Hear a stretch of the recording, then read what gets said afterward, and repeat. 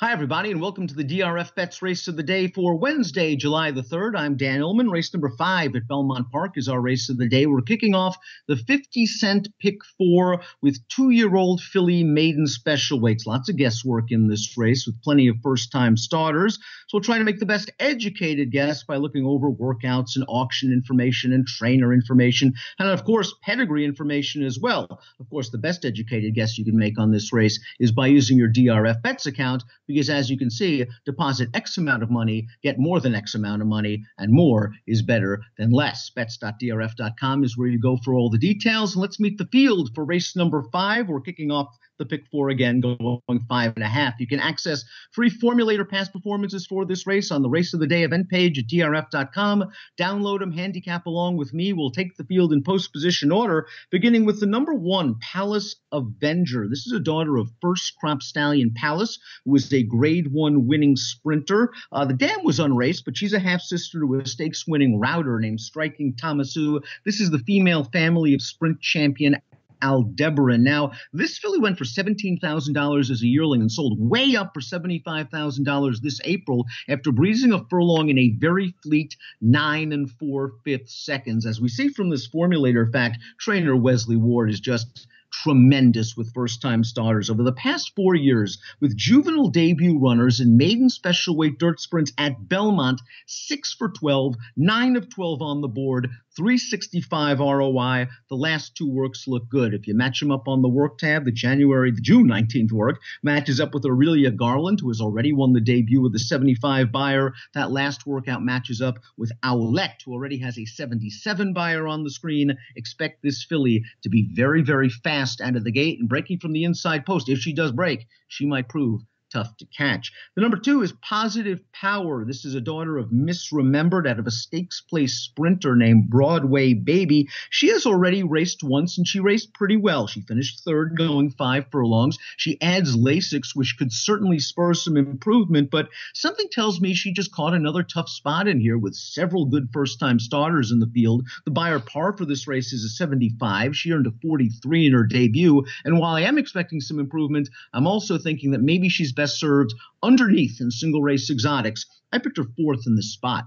The number 3 is Miss Pepina, a first-time starter from the first crop of Breeders' Cup Classic winner Bayern, who is 1 for 7 with his 2-year-old debut runners. The dam won on turf, and she's a half-sister to a stakes-winning dirt horse at 1.5 miles.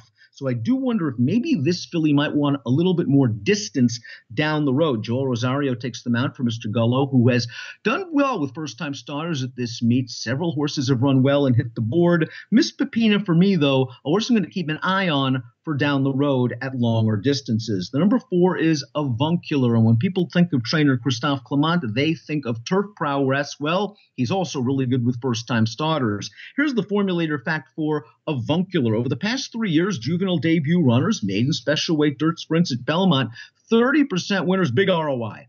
$10.68, and this filly has a sprint-oriented pedigree. $250,000 yearling by Uncle Mo, who gets 18% winners with juvenile debut runners. Dan won on turf, but she's a half to the multiple grade 1 sprint winner, Dream Rush. Avuncular should be fast out of the gate. It'll be interesting to see how much money she takes. Dylan Davis gets the mount on this 2-year-old daughter of Uncle Mo, who looks sprint meant. The 5 is Talk You Out of It, and Talk You Out of It is already stakes place despite being a maiden. She has raced 3 times and was only beaten 2 lengths last time out in the Astoria, where she made a nice little run from well off of the pace. The winner of that race, if you remember, was Marianne or Ginger, a well-met firster who saved ground. This horse tried to come from well out of it, made a good run, and really hasn't run badly in any of her 3 lifetime starts. Now, it looks like she's kind of a late runner, so she may need some pace help and maybe a little bit more distance down the road to do her best. But if Talk You Out of It runs her last race, she's going to be very, very tough.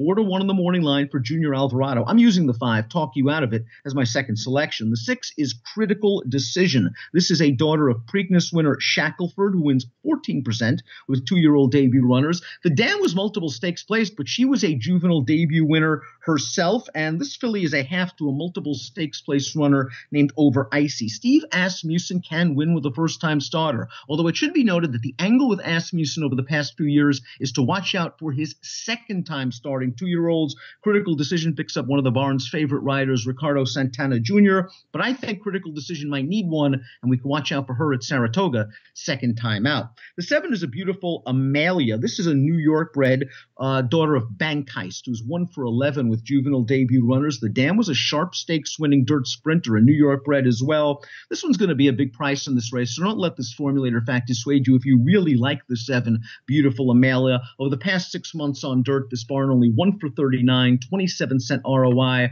New York bred catches some tough open foes. The 8 is Patterson, another daughter of Uncle Mo, as we said, 18% winners with 2-year-old debut runners. The dam was a stakes place dirt sprinter, and this filly is a half to Malpayi, who was a stakes winning dirt sprinter earlier this year at Charlestown. Jeremiah Engelhardt can get these first time starters to win. This horse sold for $210,000 as a yearling, and if you go all the way back to that May 12th workout, it looks like it matches up with one of Engelhardt's 2-year-olds named Tuggle, who earned a 71 buyer speed figure when she made a debut. Patterson looks like she can run a little bit. She looks like she's bred for speed. Outside post means she has an attack position going into the turn. The 9 is Our Dixie Blue, going out for Javier Castellano, trainer Jonathan Thomas, daughter of Wigelia, who gets 7% winners with juvenile debut runners. This dam was unraced. She is a half to the Canadian champion turf horse Interpol is the dam, also a stakes winning dirt miler as well. I wonder if turf and distance is going to be in this one's wheelhouse down the road. Our Dixie Blue is going to have to deal with the outside post, going to have to hustle with a bit of a short run going into the first turn. We take a look at my top selection for this race. I just think Wesley Ward's too good with these first-time starters. I like Palace Avenger and Johnny V. I think if she breaks, I think she's going to go, and she could be going, gone. I'm going 1, 5, 9, and 2 in race number 5 at Belmont Park to kick off the pick 4 on Wednesday. Remember the new sign-up deal for DRFBets members. Deposit a good amount of money, get a lot more back. It's a nice deal at bets.drf.com. Approximate post time for race number 5 at Belmont on Wednesday, 3:40 Eastern. Best of luck.